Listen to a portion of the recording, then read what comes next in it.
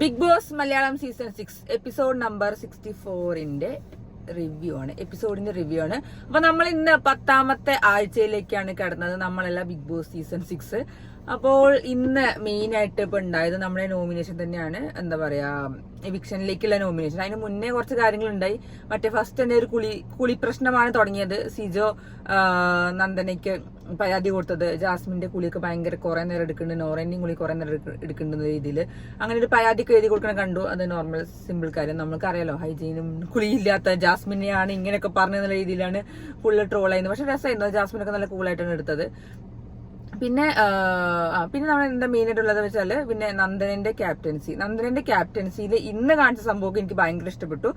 നന്ദൻ നല്ല cut and clear ആയിട്ട് പറയുന്നുണ്ട്, അത് ചെയ്യരുത്, ഇത് ചെയ്യരുത്, അങ്ങനെ ചെയ്യണം, ഇങ്ങനെ ചെയ്യണം, മിണ്ടരുത്, ഞാൻ പറയുന്നത് കേൾക്കണം, ഞാൻ ക്യാപ്റ്റനാണ്, ക്യാപ്റ്റന് മാത്രമേ അധികാരമുള്ളത്. ബിഗ് ബോസ് അതിനനുസരിച്ച് നല്ലോണം പറഞ്ഞു കൊടുക്കുകയും ചെയ്തു. ഇപ്രാവശ്യം മുതൽ പവർ ടീം ഇല്ല, ഒരു കോൺസെപ്റ്റും ഇല്ല, ഇനി ഫുള്ള് അധികാരം, ഡബിൾ അധികാരമാണ് ക്യാപ്റ്റന് കിട്ടിയത്. അതിനനുസരിച്ച് ക്യാപ്റ്റന് പെരുമാറാം, ക്യാപ്റ്റൻ എന്ത് വേണമെങ്കിൽ പറയാം, എല്ലാത്തിനും അധികാരം ഉണ്ടെങ്കിൽ ബിഗ് ബോസ് കുറെ ബൂസ്റ്റ് ചെയ്ത് കൊടുത്തപ്പോഴാണ് നന്ദനയ്ക്ക് ഭയങ്കര ഒരു ഉഷാർ വന്നത്.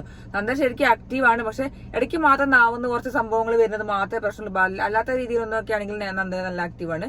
മേ ബി അങ്ങനത്തെ അങ്ങനെ ശീലിച്ചതാണ് ചിലപ്പോൾ, അങ്ങനെയാവും അറിയില്ല. അത് ഭയങ്കര ഇങ്ങനെ സംസാരിച്ചുകൊണ്ടിരിക്കും. അപ്പോൾ എന്താ കറക്റ്റ് കാര്യം എന്താണെന്നൊന്നും നന്ദന കറക്റ്റ് പറയില്ല, ഇങ്ങനെ പറഞ്ഞുകൊണ്ടേ ഇരിക്കുക ചെയ്യുക. അപ്പൊ അത് മാത്രമുള്ള പ്രശ്നം, ബാക്കിയൊക്കെ അടിപൊളി തന്നെയാണ്. പിന്നെ ഇന്നിപ്പോ ക്യാപ്റ്റൻസിന്റെ ടാസ്കിലും ക്യാപ്റ്റൻസിന്റെ കാര്യത്തിലാണെങ്കിലും ക്യാപ്റ്റൻ ആയിട്ടുള്ള കാര്യത്തിലാണെങ്കിലും നല്ല അടിപൊളിയായിട്ട് തന്നെയാണ് സംസാരിച്ചത്. അല്ലെങ്കിൽ ഇങ്ങനെയൊക്കെ ചെയ്യണം. പിന്നെ ഒരു ടീമിനെ തിരിച്ചിട്ട് അവരവർക്കുള്ള ഡ്യൂട്ടി, ഇത് ക്ലീൻ ആക്കണം, അത് ക്ലീൻ ആക്കണം എന്നൊക്കെയുള്ള കറക്റ്റ് കാര്യങ്ങൾ നന്ദന പോയിന്റ് ടു പോയിന്റിന് പറഞ്ഞു കൊടുത്തിട്ടുണ്ടായിരുന്നു. അതേപോലെ തന്നെ കഴിഞ്ഞ ആഴ്ചയും എന്താ പറയാ, നിയുക്ത ക്യാപ്റ്റനായിട്ട് തെരഞ്ഞെടുത്തപ്പോഴും നല്ല അടിപൊളിയായിട്ട് തന്നെയാണ് ക്യാപ്റ്റൻസി ഈ ഒരു സംഭവം നന്നായി കൊണ്ടുപോയത്. അത് കഴിഞ്ഞിട്ടാണ് പിന്നെ നമ്മുടെ മെയിൻ സാധനം വന്നത്, എവിക്ഷനിലേക്കുള്ള നോമിനേഷൻ.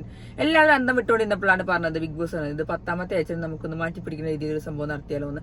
അങ്ങനെ ആദ്യം തന്നെ ജാസ്മിനെയും ജാസുട്ടീനെയും അഭിഷേകിനെയാണ് കൺഫെഷൻ റൂമിലേക്ക് വിളിച്ചത്. എന്നിട്ട് പറഞ്ഞു, നിങ്ങൾ രണ്ടുപേരും കാരണങ്ങൾ പറഞ്ഞ് നിങ്ങൾ രണ്ടുപേരിൽ ഒരാളെ നോമിനേറ്റ് ചെയ്യുക, സമയം കഴിയുകയാണെങ്കിൽ രണ്ടുപേരും നോമിനേറ്റഡ് ആവും എന്നുള്ള രീതിയിൽ. അങ്ങനെ ജാസ്മിനും അഭിഷേകും കൂടി കാര്യങ്ങൾ പറയാൻ തുടങ്ങി. ജാസ്മിൻ തന്നെ ആദ്യമാണ് തുടങ്ങിയത്. അഭിഷേക് ഫസ്റ്റ് തന്നെ പോസിറ്റീവ് പറയാൻ പറഞ്ഞു, നീ ഇവിടുത്തെ കഴിഞ്ഞ ആഴ്ചത്തെ സംഭവം പറഞ്ഞാൽ മതി എന്ന രീതിയിൽ അങ്ങനെ പറയാൻ തുടങ്ങി. എന്തൊക്കെ ഗെയിം കളിച്ചു എന്നുള്ളത്. ജാസ്മിന് ഭയങ്കര കോൺഫിഡൻസ് ആയിരുന്നു, അഭിഷേകിനെ വീഴ്ത്താം, അഭിഷേകിനെ തെറിപ്പിക്കാം എന്നുള്ള രീതിയിൽ തന്നെയായിരുന്നു ജാസ്മിന്റെ സംസാരവും ചിരിയും. ആക്കളൊക്കെ നല്ല അങ്ങനെ തന്നെയായിരുന്നു. പക്ഷെ അഭിഷേക് അതിനൊന്നും പതറിയില്ല. അഭിഷേകിനെ കുറച്ച് സംസാരിക്കാൻ കുറച്ചിങ്ങനെ ജാസ്മിനെ പോലെ ഒരു ഫ്ലുവൻസി കിട്ടുന്നില്ല. പക്ഷെ പറയുന്ന കാര്യങ്ങളൊക്കെ കറക്റ്റ് പോയിന്റ്സ് തന്നെയാണ്. അങ്ങനെ ഓരോന്ന് കറക്റ്റ് പറഞ്ഞു, ഇന്ന സമയത്ത് ഞാൻ ഇതൊക്കെ ചെയ്തു, ഹോട്ടൽ ടാസ്കിൽ ഇങ്ങനെയൊക്കെ ചെയ്തു, അങ്ങനെ ചെയ്തു എന്നൊക്കെ രീതിയിൽ ജാസ്മിനോട് കുറെ പറഞ്ഞു. എന്നിട്ട് ജാസ്മിൻ തിരിച്ചു, ഞാൻ ഇങ്ങനെ ചെയ്തു, ഗെയിം കളിക്കണം, അങ്ങനെ കളിക്കണം, ഇങ്ങനെ കളിക്കണം, അങ്ങനെ കുറെ സംസാരമുണ്ട്. അതിന്റെ ഇടയ്ക്ക് അഭിഷേക് ഫസ്റ്റ് മുതലുള്ള കാര്യങ്ങളൊക്കെ പറയുമ്പോൾ ജാസ്മിൻ പറഞ്ഞു, വേണ്ട അതൊന്നും പറയണ്ട, നമുക്ക് ഈ കഴിഞ്ഞ ആഴ്ചത്തെ കുറിച്ചാണ് നമ്മൾ എവിക്ഷനിലേക്ക് വരുന്ന രീതിയിലൊക്കെയാണ് സംസാരിച്ചത്. അപ്പൊ അത് രണ്ടുപേരിലും സമയം കഴിഞ്ഞ ശേഷം അങ്ങനെ ബിഗ് ബോസ് അവർ രണ്ടുപേരും നോമിനേറ്റ് ചെയ്തു. അത് കഴിഞ്ഞിട്ട് പിന്നെ പോയത് നമ്മുടെ ജിൻഡോ കാക്ക അർജുനും കൂടിയാണ്. അപ്പോ പ്രതീക്ഷിച്ച കോമ്പോ തന്നെയായിരുന്നു പോയത്. അതിൽ ഏറ്റവും എനിക്ക് ഇഷ്ടപ്പെട്ടത് ജാസ്മിന്റെ കമന്ററി ആയിരുന്നു. അവിടെ രച്ച കേട്ടില്ല, ഇതിപ്പോ ജിൻഡോ അർജുന്റെ ചെവി കടിച്ച് തിന്നും, അർജുൻ അങ്ങനെ ചെയ്യും. അപ്പൊ ജിൻഡോനെയും അർജുനെയും വെച്ച് കളിയൊക്കെ ജാസ്മിന്റെ കളിയൊക്കെ നല്ല രസമുണ്ടായിരുന്നു. ജിൻഡോ ഇവർ രണ്ടും നല്ല കൂൾ കാമായിട്ട് പറഞ്ഞത്. ജിൻഡോ കറക്റ്റ് ഇങ്ങനെ പറയാനൊക്കെ നോക്കുന്നുണ്ട് അർജുനെ, അതായത് അർജുൻ ഇതിലൊന്നും വന്നിട്ടില്ലല്ലോ, ഒന്ന് നിക്ക്, അങ്ങനെ നിക്ക്, ഇങ്ങനെ ചെയ്യും. അപ്പൊ ജിൻഡോനെ അങ്ങനെ തിരിച്ച് നല്ലോണം പറയുന്നുണ്ട്. രണ്ടുപേരും ഇങ്ങനെ ഒന്നും വിടുന്നില്ല, പക്ഷെ നല്ല കൂളായിട്ട് നല്ല നോർമലായിട്ട് സംസാരിച്ചു. ഒരു അടിയോ പിടിയോ ഒന്നും ഉണ്ടാവാതെ നല്ല പക്ഷെ ജാസ്മിൻ വിചാരിച്ചത് അവർ രണ്ടുപേരും തമ്മിൽ ഭയങ്കര അടിയാവുന്നത്. പക്ഷെ നല്ല കൂളായിട്ടാണ് പോയത്. പിന്നെ നമ്മുടെ അപ്സര ഋഷി, അവര് പിന്നെ പറഞ്ഞാലും തീരണേ ഇല്ല. അവർ രണ്ടുപേരും പ്രശ്നം. ഋഷിക്ക് ഏറ്റവും മെയിൻ ആയിട്ടുള്ള പ്രശ്നം പിന്നെന്ന് കുത്തി എന്നുള്ള സംഭവം. അത് മുന്നിന്ന് നോക്കി ചിരിച്ചിട്ട് പിന്നെന്ന് കുത്തി. ഇതാണ് ഋഷിന്റെ ഏറ്റവും വലിയ പോയിന്റ് എന്ന് പറയുന്നത്. കാരണം അന്ന് പണ്ടുള്ള സമയത്താണെങ്കിലും ജാസ്മിനും ഗബ്രിയുള്ള ഒരു ഇഷ്യൂ ഉണ്ടായ സമയത്ത് അപ്പോഴാണ് നമുക്ക് ഋഷിന്റെ സ്വഭാവം മനസ്സിലായത്, ഇമോഷണലി ഭയങ്കര വീക്കാന്നുള്ളത്.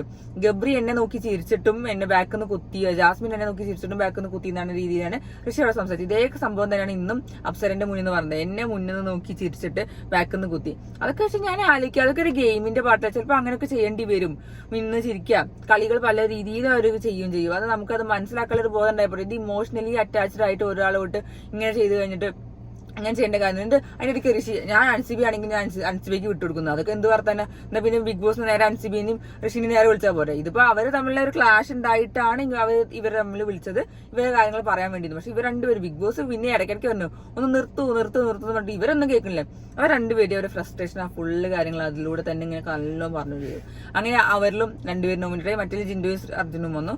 പിന്നെ വന്നത് നോറ അൻസിബ. നോറ ആദ്യം തുടങ്ങി ഇന്ന് അൻസിത്ത ഇങ്ങനെയാണ് കാര്യങ്ങൾ, അങ്ങനെയാണ് കാര്യങ്ങൾ, ഇങ്ങനെയൊക്കെ പറഞ്ഞു നിന്നപ്പോൾ അൻസിബ ഓക്കെ അക്സെപ്റ്റഡ് എന്നിട്ട് ഒറ്റ പോകലാണ്.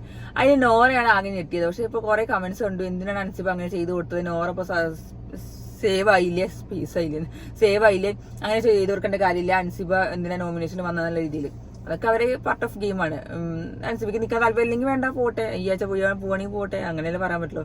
പക്ഷേ ഞാൻ പറയാം, നോറേനെ ഇപ്പൊ എനിക്കാണ് വലിയ ബുദ്ധിമുട്ടൊന്നും തോന്നുന്നു. കാരണം പക്ഷേ ഇറിറ്റേറ്റിംഗ് സൗണ്ട് ആണുള്ള പ്രശ്നം അല്ലാതെ വേറെ ഇപ്പൊ എനിക്ക് തോന്നുന്നില്ല. പിന്നെ കരച്ചില് അതൊക്കെ നല്ലോണം മാറിയിട്ടുണ്ട്. എന്തായാലും ഗെയിമൊക്കെ അടിപൊളിയായിട്ട് പോട്ടെ. അപ്പൊ അങ്ങനെ ആ അതില് അൻസിബ വന്നു. പിന്നെ വന്നത് ശ്രീതുവും സിജോയാണ് വന്നത്. അവർ രണ്ടുപേരും പിന്നെ അതിന് നമ്മൾ ഉച്ചയ്ക്ക് പറഞ്ഞപ്പോൾ തന്നെ സിജോ എന്റെ ഇടയ്ക്ക് ശ്രീതുവിന്റെ മറ്റേ കോമ്പോനെ കുറിച്ചും ക്യൂട്ട്നെസ് ഓവർലോഡ് ആക്കാൻ നിൽക്കുകയാണെന്നുള്ള രീതിയിലും ഒക്കെ ഇങ്ങനെ കുറെ പറയാൻ നോക്കി. ശ്രീതു പറഞ്ഞു നീ വേണ്ട ഡയലോഗ്സ് മാത്രമേ അങ്ങനെയുള്ളൂ ഇങ്ങനെയുള്ളൂ ചെയ്യണമെന്നില്ല, ഡയലോഗ്സ് അടി മാത്രമേ എന്ന രീതിയിൽ അങ്ങോട്ടും പറയാൻ തുടങ്ങി. അപ്പൊ അത് രണ്ടും അങ്ങനെ തന്നെ പോയിട്ട് അവർ രണ്ടുപേരും നോമിനേറ്റ് ആയി. പിന്നെയാണ് അവിടെ ഒരു ട്വിസ്റ്റ് വന്നത്. നമ്മുടെ അതിനിടയ്ക്ക് ഇവർ പറഞ്ഞിട്ട് റസ്മിൻ ഡയറക്ട് നോമിനേഷൻ ആണ്. അതിൽ മറ്റേ സിജോയും ശ്രീതും കയറി. പിന്നെ വന്നത് നമ്മുടെ ക്യാപ്റ്റനെയും സായിനെയും വോട്ട് ചെയ്യാൻ പറ്റില്ല എന്ന് പറഞ്ഞു, നോമിനേഷൻ ഇടാൻ പറ്റില്ല. അവർ രണ്ടുപേർക്കും ഭയങ്കര പവറാണല്ലോ, ക്യാപ്റ്റൻ പവറും മറ്റേത് ഡയമണ്ട് പവറും. അങ്ങനെ അവർ രണ്ടുപേരെയും കൺഫെഷൻ റൂമിലേക്ക് വിളിച്ചിട്ട് ചോദിച്ചു നിങ്ങൾക്ക് ഒരാളെ സേവ് ചെയ്യാം. അവർ ആരെങ്കിലും ആയിരിക്കുന്നത്, ഇനിയിപ്പോ ഞാൻ ഞങ്ങളെ ആരെയും നോമിനേറ്റ് ചെയ്യും, ഇനിയിപ്പോ ആരും ബാക്കിയില്ലല്ലോ നോമിനേറ്റ് ചെയ്യാൻ. അങ്ങനെ അവർ രണ്ടുപേരും കൂടി ചർച്ച ചെയ്യും. ഒരു ചർച്ച അധികം ഉണ്ടായിട്ടില്ല. സിജോ എന്നുള്ള പേര് സായി പറഞ്ഞു, അതെന്നെ നന്ദൻ അക്സെപ്റ്റ് ചെയ്തു. രണ്ടുപേരും തീരുമാനിച്ചു.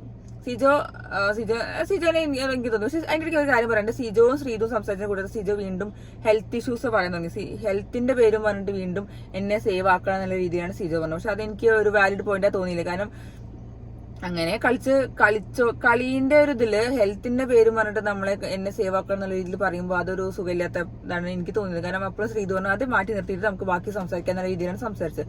അപ്പൊ ഹെൽത്തിന്റെ പേരും പറഞ്ഞിട്ട് നമ്മൾ ഇങ്ങനെ എന്നെ സേവ് ആക്കണം എന്നുള്ള രീതിയിൽ പറയുമ്പോൾ അതൊരു സുഖമില്ലാത്ത പോലെ എനിക്ക് തോന്നിയത്. അതല്ലാതെ വേറെ കുഴപ്പമില്ല. പക്ഷെ രണ്ടുപേരും കൂടി സേവ് ആക്കിയത് സിജു തന്നെയാണ്. അപ്പൊ അങ്ങനെ ആ ഒരു ടാസ്ക് അങ്ങനെ ഈ പ്രാവശ്യം എനിക്ക് തോന്നുന്നു 10ാമത്തെ വീക്കിൽ ഇപ്പൊ 9 പേര് നോമിനേറ്റഡ് ആയി. ഒക്കെ നല്ല സ്ട്രോങ് കണ്ടസ്റ്റന്റ് ആണ്. ഇനി വരുമ്പോഴൊക്കെ എല്ലാം സ്ട്രോങ് കണ്ടസ്റ്റന്റ് ആവുമല്ലോ. അപ്പൊ നമുക്ക് നോക്കാം ഇനി ആരാ പോകാൻ മിക്കവാറും. എനിക്ക് തോന്നുന്നു റസ്മിനൊക്കെ ആവും ഔട്ടാവും ഉണ്ടാവുക, അറിയില്ല. റസ്മിന് ഡയറക്ട് നോമിനേഷൻ എന്തായാലും കിട്ടിയിട്ടുണ്ടല്ലോ. അപ്പൊ അത് അങ്ങനെ ഒന്ന് വന്നു.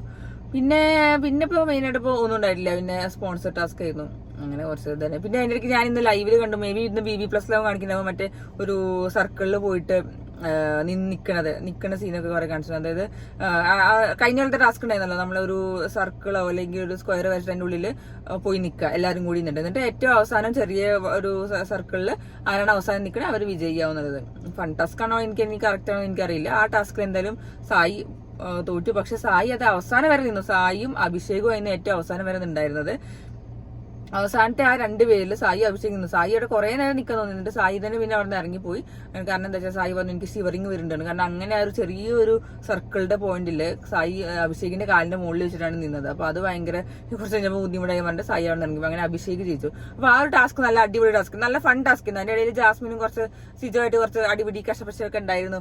ജാസ്മിന്റെ കാല് പിടിച്ച് വലിച്ചു എന്നൊക്കെ പറഞ്ഞിട്ടാണ് സിജോനെ ജാസ്മിൻ പറയുന്നത്. ഗെയിമല്ലേ, ഗെയിമിന്റെ ഇടയിൽ കാല് പിടിക്കുകയോ കളിക്കലും കൈ പിടിച്ച് കളിക്കലും ഒക്കെ ഉണ്ടാവും, മുടി പിടിച്ച് കളിക്കലും ഒക്കെ ഉണ്ടാവും. അത് അസോൾട്ട് ആണോ എനിക്കറിയില്ല. പക്ഷെ ആ ടാസ്കിന് വേണ്ടിയിട്ട് അങ്ങനെയൊക്കെ സംഭവങ്ങൾ എന്തായാലും ഉണ്ടാവും. അപ്പൊ അതൊക്കെ ചെയ്തപ്പോൾ ജാസ്മിൻ പുറത്തായി. അങ്ങനെ അവസാനം വന്നതാണ് സായി അഭിഷേക്. അവസാനം സായി ഇറങ്ങി അഭിഷേക് ജയിക്കുക ചെയ്തത്. അപ്പൊ ഇതാണ് ഇന്ന് മെയിൻ ആയിട്ട് എപ്പിസോഡിലൊക്കെ ഉണ്ടായിരുന്നത്.